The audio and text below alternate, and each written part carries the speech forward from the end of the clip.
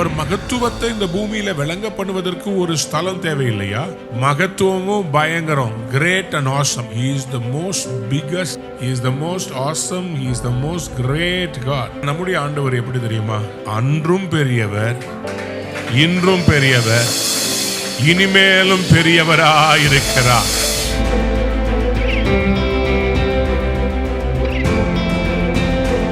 1 யோவான் 4ஆம் அதிகாரம் 4ஆம் வசனம். தேவனால் உண்டாயிருந்து, You dear children are from God அவர்களை ஜெயித்தீர்கள் and have overcome them, ஏனெனில் because உலகத்தில் இருக்கிறவனிலும் the one who is in the world, உங்களில் இருக்கிறவர் பெரியவர். more greater is the one that is in you. உலகத்தில் இருக்கவனிலும் உங்களில் இருக்கிறவர், உலகத்தில் இருக்கவனிலும் எனக்குள் இருக்கிறவர், உலகத்தில் இருக்கிற எல்லா வல்லமைகளை பார்க்கிறோம். எனக்குள் இருக்கிறவர், எனக்குள் இருக்கிறவர், உங்களுக்குள் இருக்கிறவர் பெரியவர். சில வருடங்களுக்கு முன்பாக நம்முடைய வட சென்னை அல்லது பீச் ஓரத்துல நீங்க போனீங்கன்னா இந்த மாமூல் வாங்குறதுக்காக ஆட்கள் வருவாங்க, அடியாட்கள் வருவாங்க. மாமூல் வாங்க வரும்போது அவங்ககிட்ட கேட்பாங்க, எதுக்கு உனக்கு தரணும் அப்படின்னா, பெரியவர் சொன்னாரியா, பெரியவர் சொன்னார்னு எல்லாம் பயப்படுவாங்க. ஏன்னா யார் அந்த பெரியவர்? அவர் அங்க இருந்த ஒரு ரவுடி. அவர் என்ன பண்ணுவாரு? மாமூல் தராதவங்கள போட்டு அடிப்பாரு, குத்திடுவாரு. ரொம்ப பிரச்சனை பண்ணாங்கன்னா அவங்கள அலேக்கா தூக்கி கடலுக்கு கூட்டிட்டு போயிட்டு பெரிய கல்லை அவங்க கழுத்துல கட்டி தூக்கி கடல்ல போட்டு வந்துடுவாங்க.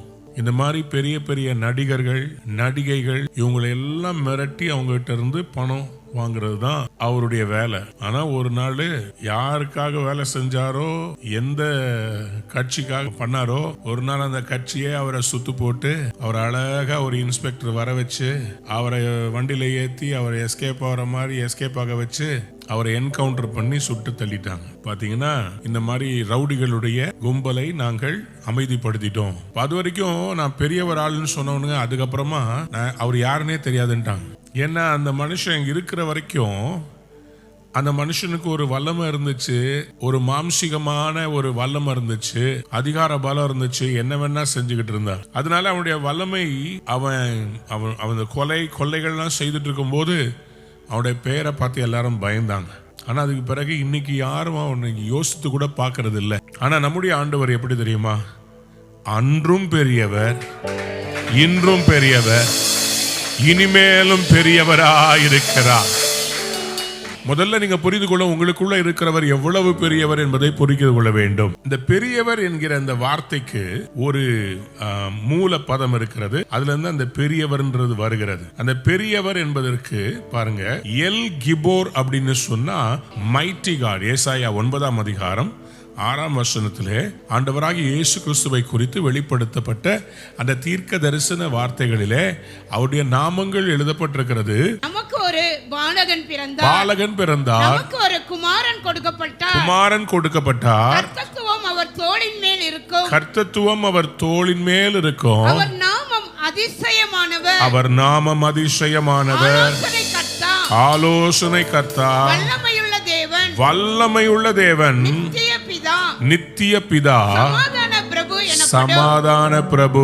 சோ இதுல அவர் அழகா எழுதப்பட்டிருக்குது, அவர் வல்லமையுள்ள தேவன். He is a mighty God. எல்லாரும் சொல்லுங்க, mighty Godனா எல் கிபோர். எல்லாரும் எழுதிக்கோங்க, El Gibbor. Gibbor means strong or mighty. Gibbor, GIBBOR, Gibbor. ஆனா அவர் பெரியவர் என்பதனுடைய அர்த்தம் என்னன்னா El Hagadol. Gadol means great, grand, awesome. Gadol இது தேவனை குறித்து சொல்லும் போது மட்டுமே பயன்படுத்தக்கூடிய ஒரு வார்த்தை. கதோல் என்றால் பெரியவர், மகத்துவமானவர், மிகவும் சிறந்தவர். எல் ஹகாதோல். உபாகமம் 10ஆம் அதிகாரம் 17ஆம் வசனத்தை வாசித்து பார்க்கும் போது, உங்கள் தேவனாகிய கர்த்தர் தேவாதி தேவனும் கர்த்தாதி கர்த்தரும் மகத்துவமும் வல்லமையும் பயங்கரமுமான தேவனுமாய் இருக்கிறார். அவர் பட்சபாதம் பண்ணுகிறவரும் அல்ல, பரிதானம் வாங்குகிறவரும் அல்ல. உங்கள் தேவனாகிய கர்த்தர் தேவாதி தேவனும் கர்த்தாதி கர்த்தரும் மகத்துவமும் வல்லமையும் பயங்கரமான தேவனாய் இருக்கிறார். இதுல பாருங்க, great God is the God of God, the Lord of lords, the great God. அந்த மகத்துவம் என்று சொல்லும்போது அது எல்லார பார்க்கிலும் அவர் பெரியவர் என்பதை உணர். அவர் எப்படிப்பட்டவரா இருக்கிறார்? எல்லா பேங்குகளை விட பெரியவரா இருக்கிறார். உலகத்தில் இருக்கிற எல்லா பிசாசுகளை விட, எல்லா பயங்கரமான மந்திரவாதிகளை விட எல்லாமே அவருக்கு கீழே தான் இருக்குது. He is the most biggest, he is the most awesome, he is the most great God. ஆகவே தான் அவருக்கு எல் ஹகாதோல், எல் என்றால் தேவன், ஹகாதோல் என்று சொன்னால் கிரேட் காட். அவருடைய மகத்துவத்தை அவர் உங்களுக்கு எனக்கும் விளங்க பண்ண போகிறார். அவர் நமக்கு சொல்லி புரிய வைக்கிறது என்னன்னா, உலகத்தில் இருக்கவனிலும் உங்களில் இருக்கிறவர். சொல்லுங்க ஆமென். மறுபடியும் இன்னைக்கு அந்த கோர் வசனத்தை மறந்துடாதீங்க. 1 யோவான் 4:4. இப்போ அந்த ஆக்ஷனோட சொல்ல போறோம். உலகத்தில் இருக்கிறவனிலும் என்னில் இருக்கிறவர், greater is he that is in me than he that is in the world. இந்த உலகத்தில் இருக்கிறவனும் என்னில் இருக்கிறவர் பெரியவராய் இருக்கிறார். எத்தனை பேர் ஆமேன் சொல்ல விரும்புறீங்க? ஹல்லேலூயா. இந்த பெரியவர் தான் நம்மளை அழைக்கிறார், பெரியவர் தான் நம்மை ரட்சிக்கிறார், பெரியவர் தான் நமக்காக யாவையும் செய்து முடிக்கிறார். உங்களையும் என்னையும் உருவாக்குவதற்கு முன்பாகவே பெரியவர் ஆசீர்வாதங்களை உருவாக்கி விட்டார். ஆதாமை உருவாக்கிட்டு உலகத்தை உருவாக்குனாரா? உலகத்தை உருவாக்கிட்டு ஆதாமை உருவாக்குனாரா? எல்லா தேவைகள், ஆதாம் சாப்பிட வேண்டிய சாப்பாடு, சுவாசிக்க வேண்டிய காற்று, எல்லாத்துக்கும் தேவையான டே நைட்டு, பகல், சூரியன், இரவு, நட்சத்திரங்கள், நிலா, எல்லாவற்றையும் ஆதாமுக்காக பெரியவர் செய்து முடித்துட்டார். பக்கத்துல பார்த்து சொல்லுங்க, பெரியவர் எனக்காக யாவையும் செய்து முடித்தார், முடிப்பார். ஏற்கனவே முடிச்சிட்டாரு, இன்னமும் செய்து முடிப்பார். அப்படியானா உங்களுக்கான ஆசீர்வாதங்களை பெரியவர் வச்சிருக்கிறார். விசுவாசத்தோட சொல்லுங்க, பெரியவர். அவ்வளவு உயர்ந்தவர், அவ்வளவு பெரியவர். இந்த உலகத்துல அவரை தவிர வேற யாருமே இல்லை.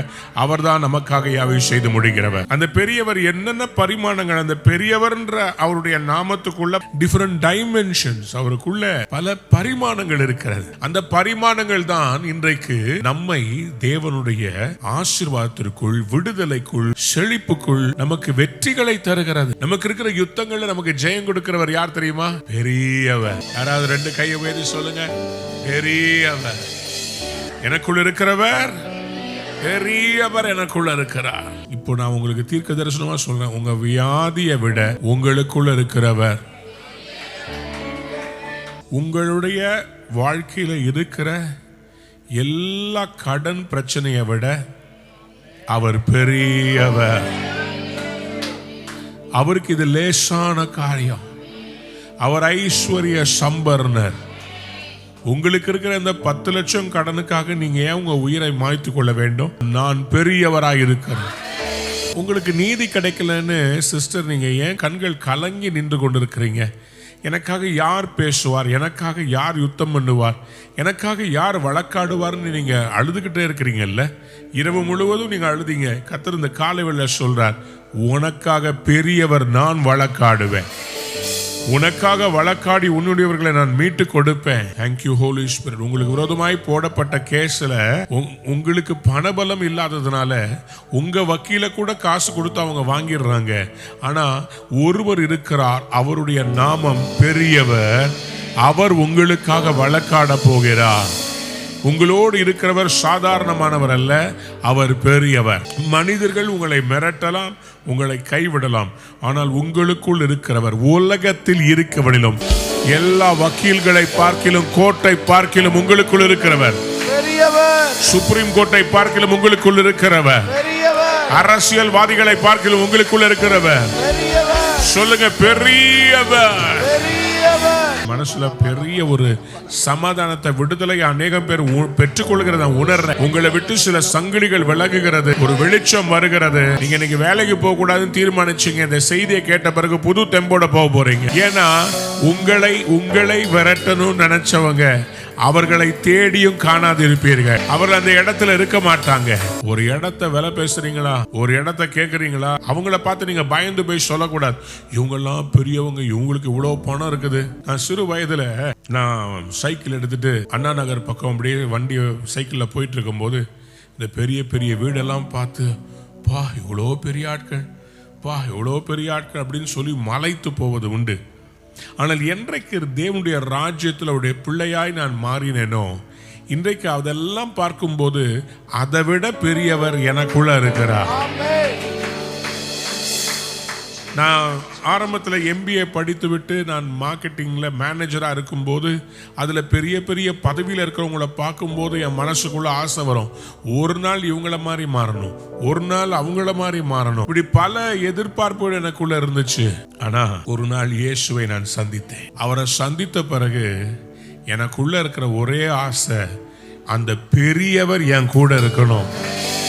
யாராவது ஒரு வாலிபனுக்கு பெரிய ஆசை இருந்துச்சான், என்னன்னு சொல்லிட்டு வாழ்க்கையில பெரிய ஆளாகணும்னு சொல்லி. சோ அந்த வாலிபன் என்ன பண்ணா, பார்த்தான், ரிசர்ச் பண்ணி பார்த்தா ஒரு படிப்பு படிச்சா பெரிய மேனேஜர் ஆகலாம். சரின்னு சொல்லி அவன் வேலையில சேர்ந்தான், நல்ல வேலை செஞ்சான். அந்த மேனேஜர் போஸ்டுக்காக போராடிட்டு இருந்தான். அந்த மேனேஜர் கிட்ட அசிஸ்டண்டா வேலை செஞ்சு அசிஸ்டன்ட் மேனேஜரா வந்துட்டான். மேனேஜரை கேட்டான், சார் நான் மேனேஜர் ஆகணும், தயவு செய்து எனக்கு நீங்க கொடுங்க, அந்த போஸ்ட் நான் எப்படியாவது எடுத்தாகணும், பா நல்லா உழைப்பா உனக்கு வந்துடும் சொல்லி சொன்னார். ஒரு நாள் பார்த்தா அந்த மேனேஜர் வேர்த்து வடிஞ்சுக்கிட்டு இருந்தார்.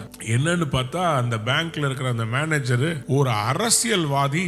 இவர்கிட்ட நீ இந்த காரியத்தை செய்யலன்னா உன் வேலை போயிருன்னு சொன்ன உடனே இவர் பயந்துட்டார். சோ அந்த மேனேஜர் பயந்ததை பார்த்த உடனே இந்த அசிஸ்டன்ட் மேனேஜர் அந்த வாலிபன் யோசித்தான், மேனேஜர் பயப்படுற அரசியல்வாதியா நம்ம மாறிட்டா, மேனேஜர் எல்லாம் ஆட்டி படைக்கலாமே. சரின்னு மேனேஜர் உடனே போய் பார்த்தா அந்த அரசியல்வாதி கிட்ட போய் சேர்ந்துக்கிட்டு அவனுக்கு ஸ்ட்ராட்டஜி எல்லாம் போட்டு கொடுத்து இவரும் அப்படியே பெருசா வந்துகிட்டே இருக்கிறார். ஒரு நாள் பாத்தீங்கன்னா அந்த அரசியல்வாதி ஒரு பயங்கரமான ஒரு வியாதி வந்து அரசியல்வாதி போய் ஒரு டாக்டர்கிட்ட உட்கார்ந்தார்.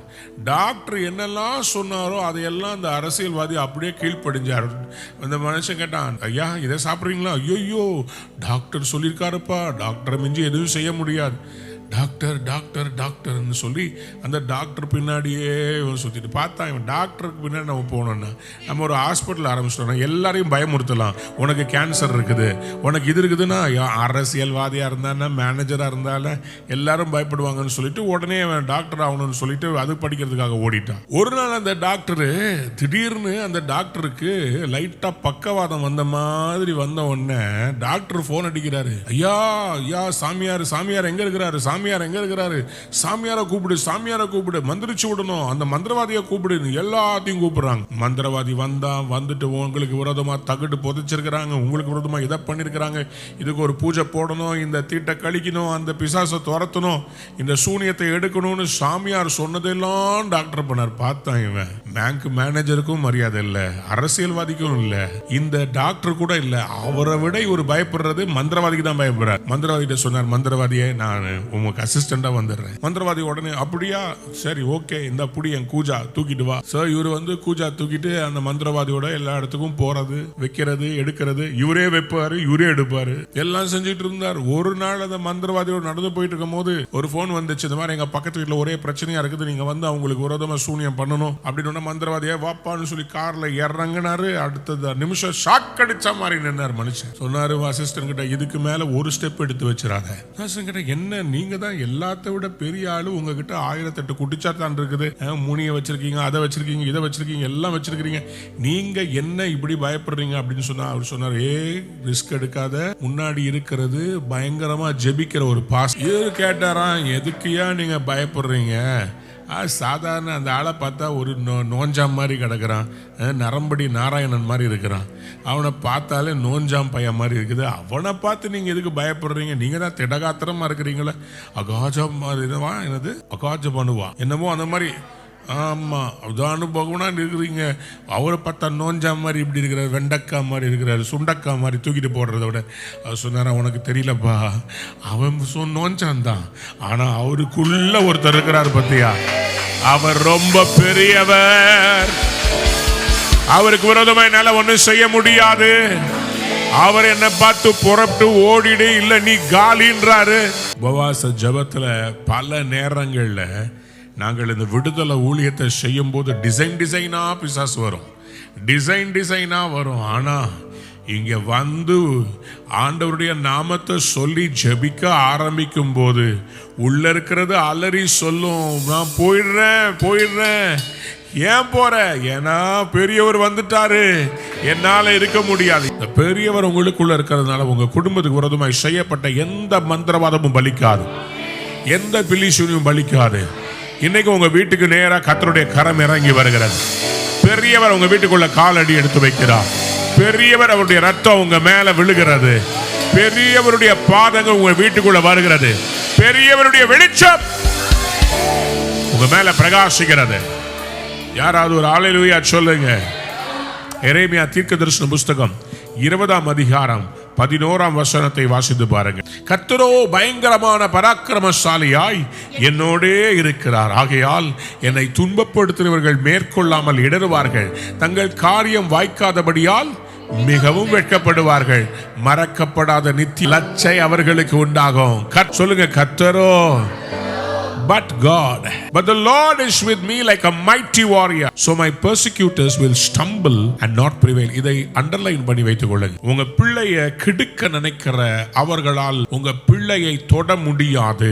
உங்க பிள்ளையுடைய வாழ்க்கையை உங்கள்கிட்ட இருந்து பிரிக்க நினைக்கிற அந்த சத்துருவால், இச்சை பிடித்தவனாலே உங்க பெண் பக்கத்துல கூட வர முடியாது. கர்த்தர் உங்களுக்காக யுத்தம் பண்ணுவா. உங்க கூட இருக்கிறவர் யாருன்றதை நீங்க உணர்ந்துட்டீங்கன்னா, கர்த்தரோ பயங்கர பராக்கிரமசாலியா, பயங்கரமான பராக்கிரமசாலியா. ஓ ஹல்லேலூயா. கோயம்புத்தூர் மாவட்டத்துல உங்க லேண்ட ஒருத்தவங்க கிராப் பண்ணி வச்சு உங்க லேண்ட அவங்க பொய்யான ஒரு தஸ்தாவேஜுகளை உருவாக்கி, பத்திரத்தை உருவாக்கி உங்க லேண்ட நீங்க விற்கவும் முடியாம அதுல வாழவும் முடியாம உங்களுக்கு விரோதமா கேஸ போட்டு இழுத்துக்கிட்டே இருக்கிறாங்க. ஆனா கர்த்தர் இன்னைக்கு உங்களுக்காக சொல்லுகிறார், கர்த்தரோ பயங்கர பராக்கிரமசாலியாய் உங்களோட இருக்கிறார். யாராவது கையை உயர்த்தி சொல்லுங்க, கர்த்தரோ பயங்கரமான பராக்கிரமசாலியா என்னோட இருக்கிறார். இன்னைக்கு உண்மை விட பெரிய பராக்கிரமசாலியா கர்த்தர் நம்மோட இருக்கிறார். உங்க உருவம் சின்னதுதான். நான் ஒரு நாள் பிசாசை துரத்திட்டு இருக்கும் போது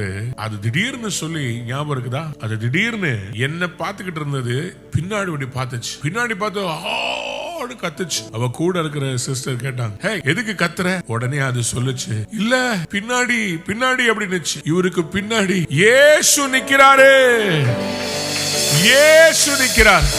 அது அலறி சொன்னது, பின்னாடி ஆண்டவர் நிக்கிறாரு. அதால நிக்கவே முடியல. நான் போறேன் அலறி அடிச்சுட்டு ஓடுச்சு. கர்த்தரோ பயங்கரமான பராக்கிரமசாலியாய் என்னோட இருக்கிறார். ஒரு ஊருக்கு ஃப்ரீடம் நடத்த போறோம்னா சாதாரண விஷயம் இல்லைங்க. அங்க இருக்கிற வானமண்டலத்தின் பொல்லாத ஆவிகளின் சேனைகள் எந்த அளவுக்கு தெரியுமா? இந்த ஃப்ரீடம் நடக்கிறதுக்கு முன்னாடி அவ்வளோ ஜபம், செயின் பிரேயர், வெள்ளிக்கிழமை தோறும் போய் சிட்டியை சுத்தி ஜெபம் பண்ணாங்க, பிரேயர் ரைடு, இவ்வளோ ஜபங்கள் நடந்துகிட்டு இருக்குது. பிராக்டிஸ் நடக்குது, கொயர் பிராக்டிஸ் நடக்குது, சில்ட்ரன்ஸ் பிராக்டிஸ் நடக்குது, பாஸ்டர்ஸ் மீட்டிங் நடக்குது, எல்லா சபைகளையும் ஜெபிக்கிறாங்க. இவ்வளோ ஜபம் இருந்தும் கரெக்டா எங்க இருந்தோ மழை உருவாகுது. அப்போ எனக்கு ஆண்டவர் காண்பித்தார், அந்த மழையை கொண்டு வந்து இந்த கூட்டத்தை கெடுக்கணும்னு. எப்போதுமே தெரிஞ்சு கொள்ளுங்க, ஒரு இடத்துல நம்ம தேவ ராஜ்யத்தை நிறுவுறோம்னு சொன்னா புயல்கள் வரதான் செய்யும். ஆண்டவர் அந்த கலிலேயா ஓரத்தில் இருக்கிற அந்த கலிலியிலிருந்து புறஜாதிகளின் தேசத்துக்குள்ள போகிறார். புறஜாதிகளின் தேசமாகிய அந்த தீரு, சீதோன் அந்த பகுதிகளுக்கு, கெனசரேத்துக்கு அவர் போறதுக்காக அவர் படகுல ஏறி போறார். திடீரென்று புயல் வீசுகிறது. சீஷர்கள் அலறுகிறார்கள், ஐயோ நாங்கள் மடிந்து போகிறோமே, உமக்கு கவலை இல்லையா? யார் அவங்க? எல்லாம் கடல்ல போனவங்க. புயல்லாம் பெரிய விஷயமே இல்லை, அவங்களுக்கு ஸ்விம்மிங்லாம் தெரியும். ஆனாலும் அவங்க சொல்றாங்க நாங்கள் சாக போறோம். அந்த மாதிரி ஒரு பயத்தை காமிச்சிட்டான் பிசாசு.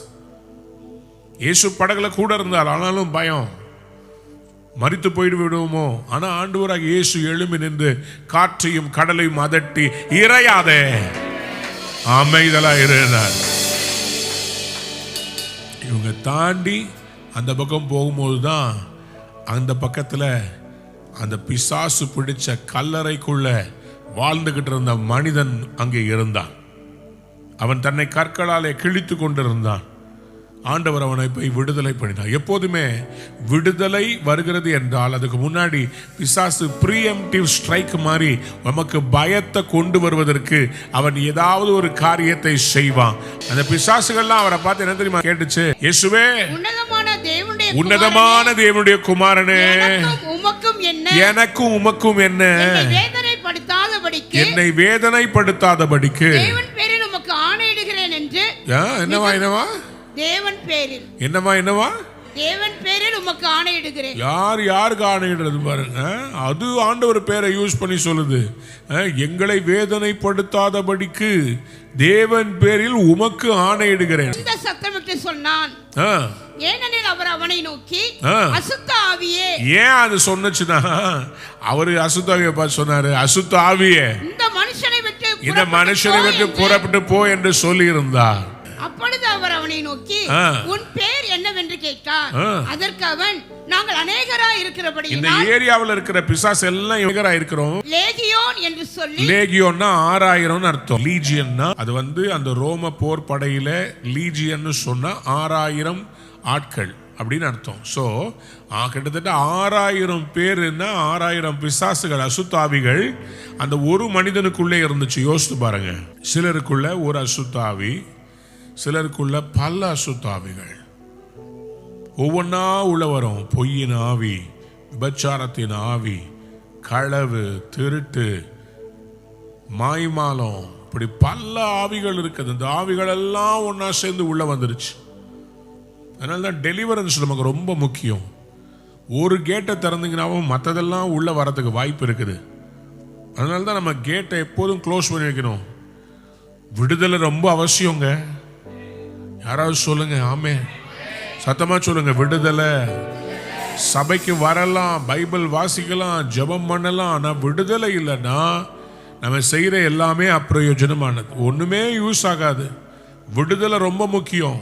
ஆவியில விடுதலை ரொம்ப முக்கியம், சரீரத்துல விடுதலை ரொம்ப முக்கியம், ஆத்மாவில விடுதலை ரொம்ப முக்கியம். என் பெயர் லேகியோன் என்று சொல்லி என்ன பண்ணுச்சு? தங்களை அந்த திசையிலிருந்து துரத்தி விடாதபடிக்கு அவரை மிகவும் வேண்டிக் கொண்டார். முதல்ல சொல்லுச்சு, தேவனுடைய நாமத்தில் உமக்கு கட்டளை இடுகிறோம். இப்ப வேண்டிக்குது. முதல்ல கட்டளை, இப்ப வேண்டுதல். ஐயா எங்களை விட்டுருங்க சாமி. விட்டார் ஆண்டவர். உடனே விசாஸ் துரத்தும் போது அது கேட்கும், எங்களை விட்டுறேன், நான் இங்கேயே இருந்துக்கிறேன், எங்களை விட்டுறேன். உனக்கு என்ன வேணும் சொல்லு, காசு வேணுமா, எல்லாம் நான் உனக்கு, என்னை விட்டுறேன், என்னை ஏன் இங்க இருந்து துரத்துற? அம்மனுடைய பிள்ளைகளை ஒண்ணு தெரிஞ்சுக்கோங்க, எதற்கும் நீங்க மசிய கூடாது. உங்களில் இருக்கிறவர், உங்களுக்குள் இருக்கிறவர் இது இயேசு புரிந்து கொண்டார். ஆகவே அவர் என்ன செய்தாரு? அப்பொழுது அவ்விடத்திலே மலை அருகே அநேகம் பன்றிகள் கூட்டமாய் மேய்து கொண்டிருந்தது. அந்த பிசாசுகளை எல்லாம் அவரை நோக்கி, பன்றிகளுக்குள்ளே போகும்படி அவைகளுக்குள்ளே எங்களை அனுப்பும் என்று அவரை வேண்டிக் கொண்டது. உடனே அவர் என்ன பண்ணாரு? இயேசு அவைகளுக்கு உத்தரவு கொடுத்த உடனே அசுத்தாவி புறப்பட்டு பன்றிகளுக்குள்ள போயின. உடனே ஏறக்குறைய 2000 பன்றிகள் உள்ள அந்த கூட்டம் உயர்ந்த மேட்டிலிருந்து ஓடி கடலிலே பாய்ந்து கடலில் அமிழ்ந்து மாண்டன. சராசரியா அப்படின்னா அந்த 2000 பன்றிகளுக்குள்ள ஒவ்வொன்றுக்குள்ளேயும் 3 ஆவி போயிருக்கணும்.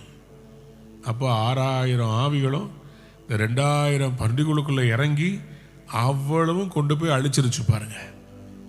உங்களுக்கு சொல்ல விரும்புறேன், உங்களை பிசாசு தொடவே கூடாது. உங்க ஆவியில ஒரு விடுதலை வேண்டும். உங்களுக்குள்ள இருக்கிறவர் பெரியவர். நீங்க யுத்தம் பண்ணணும். எத்தனை பேர் நீங்க யுத்தம் பண்ண ரெடியா இருக்கிறீங்க? பக்கத்து பார்த்து சொல்லுங்க, ஃபைட்.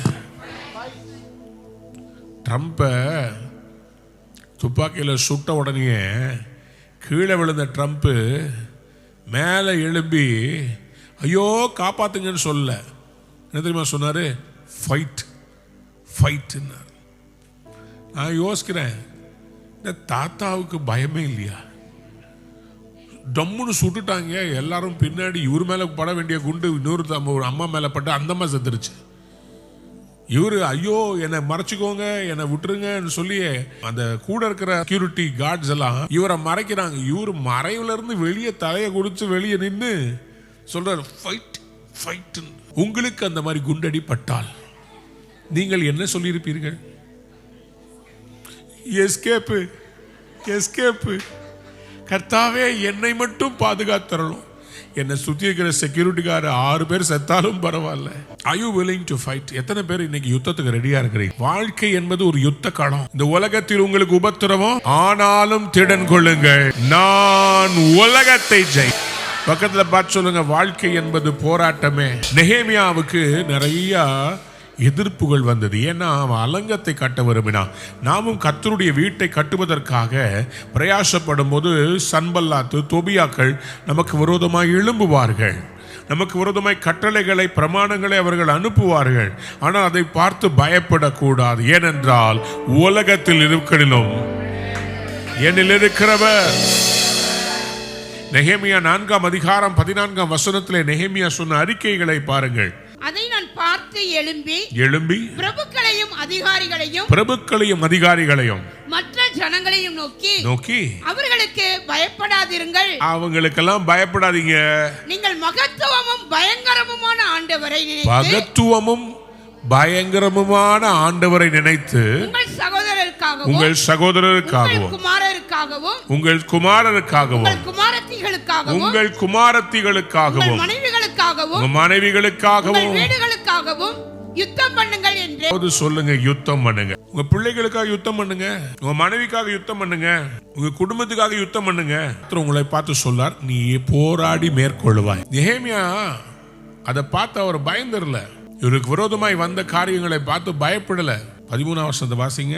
அப்பொழுது நான் அலங்கத்துக்கு பின்னாக இருக்கிற பள்ளமான இடங்களிலும் மேடுகளிலும் பட்டயங்களையும் ஈட்டிகளையும் வில்லுகளையும் பிடித்திருக்கிற ஜனங்களை குடும்பமாக நிறுத்தினேன். நெகேமியாவுக்கு ஒரு காரியம் புரிஞ்சிருச்சு. கட்டுறதுக்கு யுத்தமும் பண்ணணும். If you are building, you have to also fight. Brother sister, யுத்தம்ன்றது வரதான் செய்யும். ஒரு புது இடத்தை நீங்க பிடிக்கிறீங்கன்னா அந்த இடத்துல இருக்கிற பிசாசுகள் எல்லாம் அலரும். வந்துட்டான், இவங்களுக்கு வரக்கூடாது. உங்களுக்கு விரோதமா பிசாசு ட்ரை பண்ணதான் செய்வான். அலங்கத்தை கட்டுற நெகேமியாவுக்கு விரோதமா பிரச்சனைகள் வந்தது, போராட்டங்கள் வந்தது. ஒரு சர்ச்சை கட்டுறதுன்னா வரும். ஒரு பிசினஸ் எஸ்டாப்ளிஷ் பண்றீங்கன்னா உங்களுக்கு விரோதமாய் வரும். ஒரு வீட்டை கட்டுறீங்கன்னா பிசாசெல்லாம் அலறுவான் பக்கத்துல. ஏன்னா நீங்க தேவனுடைய ராஜ்யத்தை எஸ்டாப்ளிஷ் பண்றீங்க. நீங்க வந்தீங்கன்னா அந்த இடத்துல வெளிச்சம் வந்துடும். நெகேமியா சொல்றாரு, எல்லாருக்கும் அவர் ஆயுதம் தரித்தார். சொல்லிட்டு அவங்ககிட்ட சொல்றாரு, அவங்கள பார்த்து நீங்க பயப்படாதீங்க, ஒன்னில் இருக்கிறவர் பெரியவர். உங்க குடும்ப சூழ்நிலைகளை பார்த்து பயப்படாதீங்க. உங்களுக்கு அந்த பேங்க்ல இன்னைக்கு கூப்பிட்டுருக்காங்க, நீங்க டிஸ்கஷனுக்கு போறீங்க. கர்த்தர் உங்களை பார்த்து சொல்றாரு, பயப்படாமல் போ, பேசுகிறவர் நீ அல்ல, உங்களுக்குள்ள இருக்கிற பிதாவே ஆவியானவர். பக்கத்துல பார்த்து சொல்லுங்க, எதிர்காலத்தை குறித்து பயப்படாதீங்க. சிலருக்கு அந்த பயம் தான், எதை பார்த்தாலும் பயம் பயம் பயம். நான் உங்களுக்கு ஒன்று சொல்றேங்க, உலகத்தில் இருக்கிற எல்லாவற்றையும் பார்க்கிறோம் ஆண்டவருடைய சபை பெரியது.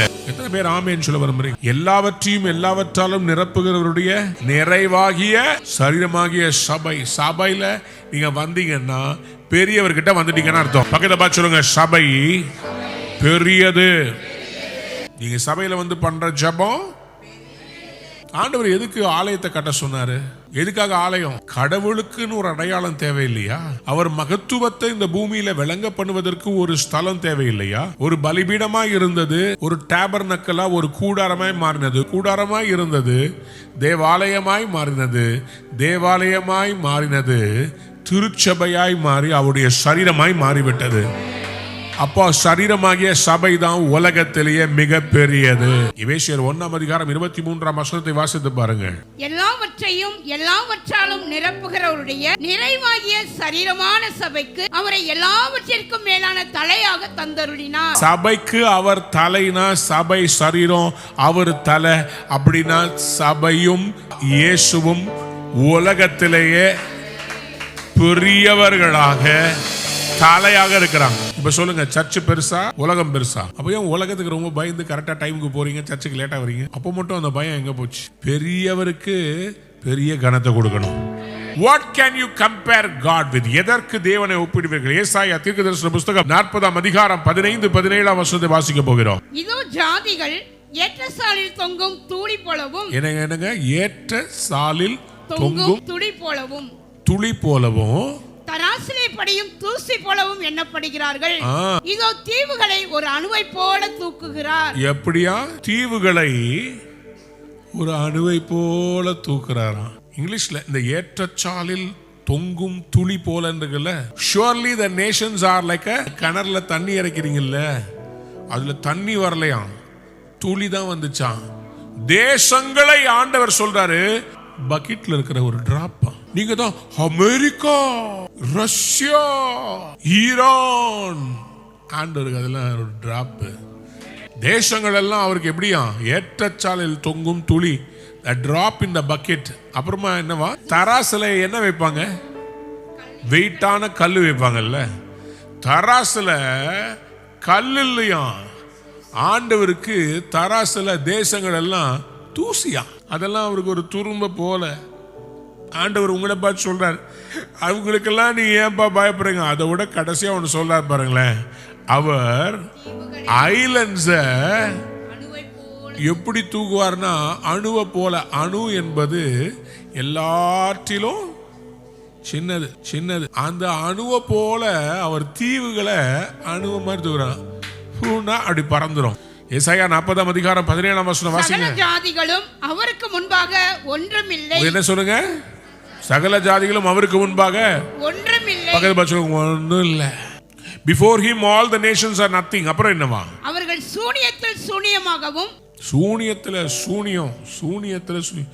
அவங்க ஜீரோல ஜீரோ அப்படியா? அப்புறம் மாயையாகவும் எண்ணப்படுகிறார்கள். சூனியம் மாயைனா just a mirage, it's not the real thing.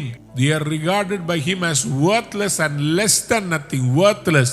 பக்கத்துல பார்த்து சொல்லுங்க, சூனியத்தில் சூனியம், மாயை என்று எண்ணப்படுகிறார்கள்.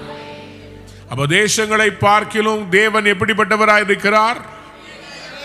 அந்த பெரியவர் என்ன பண்ண போறாருன்னா உங்க மூலமா பயங்கரமான காரியத்தை செய்ய போறார். உபாகமம் 7ஆம் அதிகாரம் 21ஆம் வசனத்தை வாசித்து பாருங்கள். அவர்களை பார்த்து பயப்பட வேண்டாம், பயப்பட வேண்டாம். உங்கள் தேவனாகிய கர்த்தர் உங்களுக்குள்ளே இருக்கிறார். உங்களுக்குள்ள இருக்கிறார். அவர் வல்லமையும் பயங்கரமுமான தேவன். He is a great and awesome God. எல்லாரும் சொல்லுங்க, great and awesome God. அந்த கிரேட் அப்படின்னு சொல்றது தான் இந்த கதோல் அப்படின்னு சொல்லப்படுகிற வார்த்தை. அந்த ஆசம்னு சொல்றப்படுற வார்த்தை கடோல் refers to greatness in size, importance and calls to fear the status. ஆனா அந்த ஆசம் அப்படின்றது அதனுடைய மூலப்பதம் யாரே. யாரே யாரே என்றால் it is the word for fear. எத்தனை பேர் ஆமென் சொல்ல விரும்புறீங்க? யாரேனா பயப்படத்தக்கவர், பயப்படத்தக்கவர். அன்பானவர்களே, இதுல என்ன புரிஞ்சு கொள்ள வேணும்னு சொன்னா, இந்த உபாகமம் 7:21, நெகேமியா 1:5, தானியேல் 9:4, இது எல்லாத்தையும் நீங்க வாசித்து பார்த்தீங்கன்னா ஆண்டவர் சொல்றாரு, you shall not be terrified about them. நீ அவங்கள பார்த்து பயப்பட வேண்டாம். ஏனென்றால் for the Lord your God, the great and awesome God is among you. Ki Yehovah Eloheka bikrbeka el gadol venora. For Yehovah your God in your midst, God great and to be feared. El gadol venora. It is an adjective and a verb that describes the God. உங்களுக்குள்ள இருக்கிறவர் யார் தெரியுமா? சாதாரணமானவர் இல்லைங்க, அவர் great and awesome God. நெகேமியா 1:5, தானியேல் 9:4 வாசித்து முடிக்க போகிறோம். பரலோகத்தின் தேவனாகிய கர்த்தாவே, உம்மில் அன்பு கூர்ந்து உம்முடைய கற்பனைகளை கைக்கொள்ளுகிறவர்களுக்கு உடன்படிக்கையையும் கிருபையும் காக்கிற மகத்துவமும் பயங்கரமும் கிரேட் அண்ட் ஆசம் காட். மகத்துவமும் பயங்கரம், கிரேட் அண்ட் ஆசம். இதை மறந்துடாதீங்க. மகத்துவமும் பயங்கரமான தேவனே. தானியேல் 9:4 வாசிக்கும் போது தானியேலும் இதை சொல்லிதான் ஜெபிக்கிறார். இனிமேல் நம்ம ஜெபிக்கும் போது நீங்கள் சும்மா வாயில சாதாரண வார்த்தைகளை போட்டு ஜெபிக்காதீங்க. மகத்துவமும் பயங்கரமுமான தேவனே. பிரேயர்ல வல்லமை இறங்கணும்னா பைபிள்ல இருக்கிற வார்த்தையை பயன்படுத்தணும். அந்த வார்த்தைகளை சொல்லி ஜெபிக்கணும். சும்மா ஸ்தோத்திரம் தகப்பனே அப்படின்லாம் கூப்பிடுறதை விட மகத்துவமும் பயங்கரமுமான தேவனே, ஒருவராய் பெரிய அதிசயங்களை செய்கிறவரே, தேசங்களை நீர் துளி போல பார்க்கிறவரே, தராசிலே தூசியை போல பார்க்கிறவரே. இந்த வசனங்களை சொல்லி நம்ம ஜெபிக்கும் போது பிசாசு அலறுவான். ஏன்னா அவனுக்கு தெரியும் வார்த்தையினாவே பட்டயம்.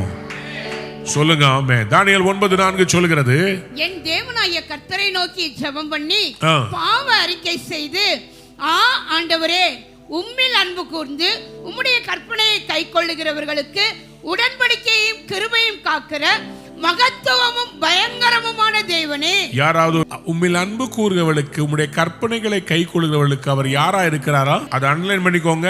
அவர்கிட்ட அன்பு செலுத்துறவங்ககிட்ட, அவருடைய கற்பனைகளை கைக்கொள்ளுகிறவர்கள்ட்ட உடன்படிக்கையும் கிருபையும் காக்கிற மகத்துவமும்.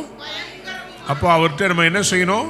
அன்பு செலுத்தணும், கற்பனைகளை கை கொள்ளணும். இது ரெண்டையும் செஞ்சோம்னா அவர் மகத்துவமும் பயங்கரமானவராய் எழும்பி, நெகேமியா 9:32 எழுதப்பட்டிருக்கிறது, Now therefore our God, the great God, the mighty and awesome, who keeps his covenant of love. இப்பொழுதும் உடன்படிக்கையும் கிருபையும் காக்கிற வல்லமையும் பயங்கரமும் உள்ள மகாதேவனாகிய எங்கள் தேவனே. இந்த வசனத்தை மைண்ட்ல ஏத்திட்டு நீங்க போறீங்க. உலகத்தில் இருக்கிற எங்களில் இருக்கிறவர் அவர் எப்படிப்பட்டவர்? அவர் மகத்துவமும் பயங்கரமுமான தேவன். அவர் பயங்கர பராக்கிரமசாலி. இந்த ரெண்டு வார்த்தையை மைண்ட்ல ஏத்திக்கோங்க. Great and awesome God. இந்த கிரேட் அண்ட் ஆசம் காட் தான் உங்களுக்கு அற்புதங்களை செய்வார். அவர் எனக்காக மகத்துவமும் பயங்கரமா இருக்கணும்னா நான் அவர்கிட்ட அன்பு செலுத்தணும். நான் அவர் கற்பனைகளை இதை செய்தா அவர் எனக்காக அற்புதங்களை செய்வார், தேசங்களில் செய்வார். சொல்லுங்க ஆமே. அன்பான நேயர்களே, இந்நிகழ்ச்சியில் கொடுக்கப்பட்ட வாக்குத்தத்தங்களும் தீர்க்க தரிசன வார்த்தைகளும் உங்களுக்கு ஆசீர்வாதமாய் இருந்திருக்கும் என்று நாங்கள் நம்புகிறோம். நீங்கள் பெற்ற ஆசீர்வாதங்களையும் ஜெப விண்ணப்பங்களையும் மற்றும் உங்கள் காணிக்கைகளையும் அனுப்ப வேண்டிய எங்கள் முகவரி: ரூவா ஊழியங்கள், எண் 82, ஜவஹர்லால் நேரு சாலை, சிம்ஸ் மருத்துவமனை எதிரில், வடபழனி, சென்னை 26. உங்கள் காணிக்கைகளை ஆன்லைன் மூலமாக எளிதாக செலுத்தலாம்.